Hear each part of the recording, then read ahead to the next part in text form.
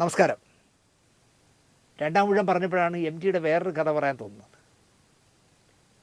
M ടിയുടെ കൂടെ നിന്നവരിൽ തന്നെ എം ജിയെ എങ്ങനെ നാറ്റാമെന്ന് റിസർച്ച് ചെയ്ത നിരവധി പേരുണ്ടായിരുന്നു. എം ടിയുടെ കൂടെ നടപ്പു, പക്ഷേ അദ്ദേഹത്തിന് എങ്ങനെ പാര വയ്ക്കാം. എം ടിയുടെ വളർച്ചയിൽ അസ്വസ്ഥരായ നിറയെ പേരുണ്ടായിരുന്നു.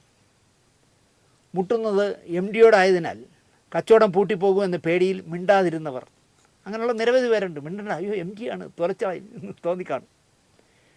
കോഴിക്കോട്ടുകാരനായി ജീവിച്ച എം ടിക്ക് അവിടുന്ന് തന്നെയാണ് ഏറെ ശത്രുക്കളും ജന്മമെടുത്തത്. പക്ഷേ പ്രത്യക്ഷമായോ പരോക്ഷമായോ എം ഡിയോട് മുട്ടാൻ എം ഡി ജോലി ചെയ്തിരുന്ന സ്ഥാപനത്തിൽ ജോലി ചെയ്തിരുന്നവർക്ക് പോലും നട്ടലില്ലായിരുന്നു. നട്ടലൊക്കെ അപ്പം കോട്ടയത്ത് നിന്ന് വാങ്ങിച്ച റബ്ബറിലുള്ള നട്ടല വെച്ചിരുന്നത്. തന്നേക്കാൾ പ്രായം കൂടിയ പ്രമീള നായരെ എം ടി വിവാഹം കഴിച്ചത് രഹസ്യമായിട്ടൊന്നുമല്ല. വീട്ടിൽ നിന്നും പുറത്തായപ്പോൾ ഒരിടം തിരക്കിയപ്പോൾ വാസു പറഞ്ഞു കൂടെ പോരാൻ. കൂടെ പോയി. അപ്പോൾ പോയി എന്ന് മാത്രമല്ല, ഒരുപാട് കാലം കൂടെ താമസിക്കുകയും ഒരു മകളാകുകയും ചെയ്തു. ഇത് പ്രമീള നായർ തന്നെ വർഷങ്ങൾക്ക് മുമ്പുള്ള ഒരു അഭിമുഖത്തിൽ പറഞ്ഞിട്ടുണ്ട്. ഞാനങ്ങനെ വീട്ടിൽ നിന്ന് തമസ്കരിക്കപ്പെട്ടപ്പോൾ എനിക്കൊരു അത്താണി തന്നത് വാസു ആണെന്ന് അവർ തന്നെ പറഞ്ഞിട്ടുണ്ട്. അപ്പോൾ അങ്ങനെയാണ് എം ടിയോടൊപ്പം ചേരുന്നതും. അല്ലാതെ എം ടി ഒഫീഷ്യലായിട്ട് പോയി വലിയ ആർഭാടത്തോടെ കല്യാണം നടത്തിയിട്ടില്ല. ഒരു കുഞ്ഞായി സിത്താര. ഡോമിനേറ്റ് ചെയ്യുന്ന ഭാര്യമാരുമായി സഹകരിക്കണമെങ്കിൽ ഭർത്താവ് ഒരു ഉദ്യോഗസ്ഥനാവണം, ഭർത്താവ് ഉദ്യോഗസ്ഥനായിരിക്കണം. ഇരട എന്ന് പറയുമ്പോൾ കിടക്കാനുള്ള മനസ്സുണ്ടാവണം. പ്രമീള നായർ ഡോമിനേറ്റ് ചെയ്യുന്ന പ്രകൃതക്കാരിയായിരുന്നുവെന്ന് പരിചിതരെല്ലാവരും പറയുന്നുണ്ട്. കൊച്ചു പ്രായത്തിലെ എഴുത്തുകാരനായ എം ടി ഭർത്താവ് ഉദ്യോഗസ്ഥനായി മാറില്ല എന്ന് ഉറപ്പ്. നല്ല ഇംഗ്ലീഷ് ഭാഷാ പരിജ്ഞാനമുള്ള പ്രമീള നായർ എം ടിയുടെ മലയാളം പുസ്തകങ്ങൾ ട്രാൻസ്ലേറ്റ് ചെയ്തതും അതിലൂടെ അദ്ദേഹം ഇന്ത്യൻ സാഹിത്യത്തിൽ ഒരു ഫിഗറായി തീർന്നതും യാഥാർത്ഥ്യമാണ്. അതിനർത്ഥം, എടോ ഭർത്താവേ, താൻ അറിയപ്പെടുന്നവനായത് തൻ്റെ മലയാളം പുസ്തകങ്ങൾ ഞാൻ ഇംഗ്ലീഷിൽ ആക്കിയത് കൊണ്ടാണെന്ന് പറഞ്ഞാൽ എം ടി വകവയ്ക്കാനിടയില്ല. പകരം അദ്ദേഹം മദ്യത്തിൽ അഭയം കണ്ടിരിക്കാം. അദ്ദേഹം വഴക്കിനും ബഹളത്തിനൊന്നും നിന്ന് കാണില്ല, ഒരു മാന്യനല്ലേ, പുറത്തറിയണ്ട എന്ന് വിചാരിച്ചിട്ട് അദ്ദേഹത്തിൻ്റെ പരിമിതികൾ, ലിമിറ്റേഷനുകൾ മദ്യത്തിൽ മുക്കിയിരിക്കും. പെട്ടെന്ന് എനിക്ക് ഓർമ്മ വരുന്നത്, ഞാൻ അസിസ്റ്റൻ്റ് ഡയറക്ടറായിട്ട് വർക്ക് ചെയ്ത സുഹൃതം സിനിമയിൽ ക്യാൻസറിൽ നിന്ന് രക്ഷപ്പെട്ട് അത്ഭുതകരമായി ജീവിതത്തിലേക്ക് തിരിച്ചു വന്ന രവിശങ്കർ എന്ന പത്രാധിപർ, മമ്മൂട്ടി ചെയ്ത വേഷം, തൻ്റെ ലാവണത്തിലേക്ക് പത്രാഫീസിലേക്ക് മടങ്ങി വന്ന് ജോലി തുടങ്ങാനായി മേശയുടെ ഡ്രോ തുറക്കുമ്പോൾ അദ്ദേഹത്തിൻ്റെ കയ്യിൽ തടഞ്ഞ കടലാസ് ഒരു ചുരുള് തുറന്നു നോക്കുമ്പോൾ കാണുന്നത് അദ്ദേഹം മരിച്ചതിൻ്റെ ചുരുളായിരുന്നു. പിറ്റേന്ന് ഇറങ്ങുന്ന താൻ ജോലി ചെയ്ത സ്ഥാപനത്തിലെ പത്രത്തിൽ വരാനുള്ള ഹെഡിങ്ങും വാർത്തകളുമാണത്. അദ്ദേഹം ജോലി ചെയ്തുകൊണ്ടിരിക്കുമ്പോൾ തന്നെ അദ്ദേഹം മരിച്ചു എന്നുള്ള വാർത്തയാണ് ചുരുട്ടി വച്ചിരിക്കുന്നത്. പത്രത്തിൽ വരാനുള്ള ഹെഡിങ്ങുകളും വാർത്തയുടെ കൂടെ ഉണ്ട്. ഇങ്ങനെ സംഭവിക്കുമോ എന്ന് എൻ്റെ ചോദ്യം കേട്ട് അദ്ദേഹം ഒരു ലുബ്ധിച്ച ഒരു ചിരി ചിരിച്ചു. എൻ്റെ മരണം ഞാൻ കണ്ടതിൽ നിന്നും ഉണ്ടാക്കിയ സീനാണിത് എന്നായിരുന്നു ആ പാവം മനുഷ്യൻ്റെ മറുപടി. തൻ്റെ സ്വകാര്യത, തൻ്റെ ആത്മാഭിമാനം, തൻ്റെ അന്തസ്സ്, തൻ്റെ പ്രശസ്തി എല്ലാം ചവിട്ടി മതിക്കപ്പെടുമ്പോൾ തൻ്റെ പ്രതികരണം മദ്യത്തിലൂടെയാക്കിയ മനുഷ്യനായിരുന്നു എം ടി. ചത്തുപോകാനുള്ളതായിരുന്നു പാവം. അതിലെ എം ടി അന്തരിച്ചു എന്നൊക്കെ മാതൃഭൂമിയിൽ അഡ്വാൻസായിട്ട് ചെയ്തു വച്ചിരുന്നത്. ചന്തുവിനെ പറഞ്ഞതുപോലെ, പാടി പ്രചരിപ്പിച്ചതുപോലെ എം ടിയെയും ചതിയനാക്കാൻ കുറേ പേർ, അതും മേൽവിലാസമുള്ളവർ, കുറേ കാലമായി പണിയെടുത്തുകൊണ്ടിരിക്കുക. ഇപ്പോഴിതാ എം ടിയെ ഒന്ന് തോണ്ടാനായി ആദ്യ ഭാര്യയുടെ കഥയുമായി രണ്ട് പെണ്ണുങ്ങൾ തന്നെ ഇറങ്ങുകയാണ്. എം ടിയുടെ രണ്ടാം ഭാര്യയും മകളും പെണ്ണുങ്ങളാണ് എന്ന ചിന്ത പോലും ഈ പുസ്തകം എഴുതാൻ ഇറങ്ങിയ രണ്ട് പെണ്ണുങ്ങൾക്കും ബോധമില്ല. പ്രമീള നായരിൽ എം ടിക്കുണ്ടായ മകളാണ് സിത്താര. സിത്താരയെ ഈ അപരാധമെഴുതുന്ന സ്ത്രീകൾക്ക് പരിചയം കാണാം എന്നാണ് എൻ്റെ വിശ്വാസം. അമേരിക്കൻ യാത്രകളിൽ മകളോടൊപ്പം കഴിഞ്ഞ അനുഭവങ്ങൾ പലപ്പോഴായി എം ടി എഴുതിയിട്ടുണ്ട്. അമേരിക്കയിൽ പോകുമ്പോഴൊക്കെ സിത്താരയുടെ വീട്ടിലാണ് താമസിക്കുന്നത്. അച്ഛൻ്റെ വകകളിൽ എൻ്റെ മോൾക്ക് എന്തൊക്കെ വേണമെന്ന് മോള് പറ എന്ന് അച്ഛൻ്റെ ചോദ്യത്തിന് എനിക്കൊന്നും വേണ്ട അച്ഛാ, അനുജത്തി അശ്വതിക്ക് കൊടുത്തോളൂ, എനിക്കിവിടെ വലിയ ശമ്പളമുണ്ട്, ഭർത്താവിനും നല്ല ശമ്പളമുണ്ട്, അത് തന്നെ ധാരാളം എന്നായിരുന്നു സിത്താരയുടെ ഉത്തരം. അപ്പോൾ ഈ വിഴുപ്പലക്കാർക്ക് സിത്താരയിൽ നിന്നും ഒന്നും കിട്ടാൻ വഴിയില്ല ഈ പുസ്തകം എഴുതാൻ. പ്രമീള നായർ ജീവിച്ചിരുന്നെങ്കിൽ അവരും ഇങ്ങനെയൊക്കെ തന്നെ മറുപടി പറയുമെന്നാണ് എൻ്റെ വിശ്വാസം. കാരണം അവരുടെ അഭിമുഖങ്ങളിലൊക്കെ എന്ത് മാന്യമായിട്ടെന്നറിയാം അവർ സംസാരിച്ചിരിക്കുന്നത്. കുറ്റകരമായ മൗനത്തിലൂടെ MT ആദ്യ ഭാര്യയെ എടുത്തിട്ട് പൊതുജന മധ്യത്തിൽ അലക്കാത്ത കുറ്റമൊക്കെ പറയുന്ന പുസ്തകമാണത്ര ഈ പുസ്തകം, ഈ രണ്ട് പെണ്ണും പിള്ളമാർ എഴുതുന്ന പുസ്തകം. ഇങ്ങനെ കുത്തിത്തിരിപ്പുകളാണെന്നേ കോഴിക്കോട്ട് ഇപ്പം നടന്നുകൊണ്ടിരിക്കുന്നതൊക്കെ. അവർ പറയുന്നത് MTക്കെതിരെയുള്ളൊരു പുസ്തകം അല്ലെങ്കിൽ പ്രമീള നായരുടെ ജീവിതകഥ ഞങ്ങൾ എഴുതുമ്പോൾ അത് പ്രസിദ്ധീകരിക്കാൻ ഇവിടുത്തെ വലിയ നിർമ്മാണ കമ്പനി, പുസ്തക കമ്പനികളൊന്നും സമ്മതിക്കുന്നില്ല, മാതൃഭൂമിയോ കറണ്ടോ DCയോ ഒന്നും എടുക്കുന്നില്ല എന്നാണ് അവർ പറയുന്നത്. ഞാൻ ഇങ്ങോട്ട് വരുന്നതിന് മുമ്പ് വാർത്ത വച്ചപ്പോൾ MTയുടെ മകൾ അശ്വതി, എനിക്കാണ് മുഖ്യമന്ത്രിക്ക് പരാതി കൊടുത്തതെന്ന് എനിക്കറിയില്ല, അവർ പറയുന്നു ഞങ്ങളെ വ്യക്തിഹത്യ ചെയ്യുന്ന ഒരുപാട് ഇല്ലാത്ത കള്ളങ്ങൾ എഴുതി വച്ചിരിക്കുകയാണ് ആ പുസ്തകത്തിൽ, ആ പുസ്തകം നിരോധിക്കണം എന്ന് പറഞ്ഞിട്ട് ഇന്ന് പത്രങ്ങൾക്ക്, ചാനലുകൾക്ക് അവർ സ്റ്റേറ്റ്മെൻറ്റ് കൊടുത്തിട്ടുണ്ട്. ഇതെഴുതിയ ഈ രണ്ട് പെണ്ണും പിള്ളമാർക്ക് വേറെ പണിയൊന്നുമില്ല എന്നാണ് ഞാൻ ആലോചിക്കുന്നത്. സ്ത്രീകൾക്ക് വേണ്ടി ഉന്നമനത്തിന് ഇറങ്ങിയിരിക്കുക. പ്രമീള നായരെ വച്ച് MTക്ക് 4 കൊടുക്കുക എന്നുള്ളതായിരിക്കില്ല, കലാമണ്ഡലം സരസ്വതിക്കും അശ്വതിക്കും 4 കുത്തു കൊടുക്കണമെന്നായിരിക്കും ഈ പുസ്തകം എഴുതിയ രണ്ട് മഹിതകൾക്കും താല്പര്യം. അതിന് സപ്പോർട്ട് ചെയ്യാൻ കെട്ടിയവന്മാരും ഉണ്ട്. പോരെ? സമ്മതിക്കണം കേട്ടോ ഈ ഇവറ്റകളെയൊക്കെ. ഒരു കഥ കൂടെ പറഞ്ഞ് അവസാനിപ്പിക്കാം. എൻ്റെ ഒരു ഗുരുനാഥനോട് ഒരുപാട് തർക്കങ്ങളും വഴക്കിടലുകളും പിന്നെ പിണക്കങ്ങളും ഒക്കെ ഉണ്ടായിരുന്നെങ്കിലും അദ്ദേഹത്തോട് പുച്ഛം തോന്നിയ ഒരു സന്ദർഭമേ എനിക്ക് ജീവിതത്തിലുണ്ടായിട്ടുള്ളൂ.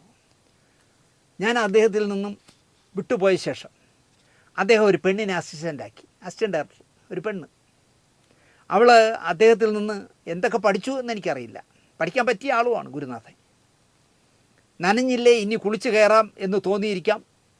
അവൾ അങ്ങോട്ട് ഇറങ്ങി സംവിധാനിക്കാനും ഗുരുവിനെ പോലെ നിർമ്മിക്കാനും ഒക്കെ ആയിട്ട് അങ്ങോട്ട് ഇറങ്ങി. അതിൽ തന്നെ എല്ലാം ഉണ്ടെന്ന് നിങ്ങൾ വിശ്വസിക്കണം. ഗുരുവും ശിഷ്യയുമായുള്ള ഏക വ്യത്യാസം, ഗുരുവിനെന്നും നല്ല സിനിമയുടെ പക്ഷത്ത് തൻ്റെ പേരുണ്ടാകണം എന്ന വാശിയുണ്ടായിരുന്നു. എന്നാൽ 100 ദിവസം ഓടുന്ന സിനിമകൾ എടുക്കുന്ന ഹിറ്റ് മേക്കർ ആകണം, അങ്ങനെ കോടീശ്വരനാകണമെന്നും അദ്ദേഹത്തിന് ആഗ്രഹമുണ്ടായിരുന്നു. അപ്പോൾ എന്ത് സംഭവിച്ചു എന്ന് ചോദിച്ചാൽ, അദ്ദേഹം ആർട്ട് സിനിമാക്കാരനും ആയില്ല, ഹിറ്റ് മേക്കറും ആയില്ല, കമേഴ്ഷ്യൽ സിനിമയുടെ ആളും ആയില്ല. എന്നാൽ ശിഷ്യയ്ക്ക് ഒരൊറ്റ ലക്ഷ്യമേ ഉള്ളൂ, സ്വന്തം ഉടുതുണി ഉരിഞ്ഞാലും അല്ല ഇനിയിപ്പോൾ അന്യൻ്റെ തുണി അഴിച്ചാലും എനിക്ക് ലക്ഷങ്ങൾ കിട്ടണം. അവളങ്ങ് ഇറങ്ങി കമ്പിപ്പടം എടുക്കാൻ.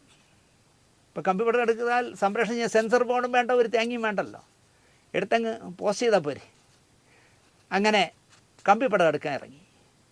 1 ലക്ഷം കൊടുത്താൽ നാണവും മാനവും ഒന്നും നോക്കാതെ ക്യാമറയ്ക്ക് മുന്നിൽ പിറന്നപടി കിടന്ന് ലൈംഗിക ആഭാസം നടത്താൻ ഇവിടെ ആളെ കിട്ടുമെന്ന് ആണും പെണ്ണും തെളിയിച്ചത് ഈ സംവിധായിക പ്രതിഭയുടെ വരവോടെയാണ് പരസ്യമായത്. രഹസ്യമായിട്ടൊക്കെ എടുത്തിരുന്നു. പരസ്യമായത് ഈ വെബ് സീരിയൽ എന്ന് പറഞ്ഞ കുന്തം എടുക്കാനായിട്ട് ഈ പറഞ്ഞ എൻ്റെ ഗുരുനാഥൻ്റെ ശിഷ്യ ഇറങ്ങിയപ്പോഴാണ്. 1 ലക്ഷം രൂപ കൊടുത്താൽ മതി, എന്ത് തെമ്മാടത്തിലും കാണിക്കും ക്യാമറയുടെ മുന്നിൽ. പിറന്ന പടി കിടക്കും, ആണും അതെ പെണ്ണും അതെ. നല്ല ചൂറിലെടുത്തുകൊണ്ട് ഒന്നുണ്ടല്ലോ, ആ ചന്തിയിൽ 2 എണ്ണത്തിനും 25 അടി വീതം കൊടുക്കണം, ഗൾഫിൽ ചെയ്യും പോലെ. പൊട്ടണം, തൂറാൻ 5-6 പ്രാവശ്യം 5-6 ദിവസം ഇരിക്കാൻ പറ്റാത്ത രീതിയിലാക്കി വിടണം, മേലെ അവിടെ വരരുതെന്ന്.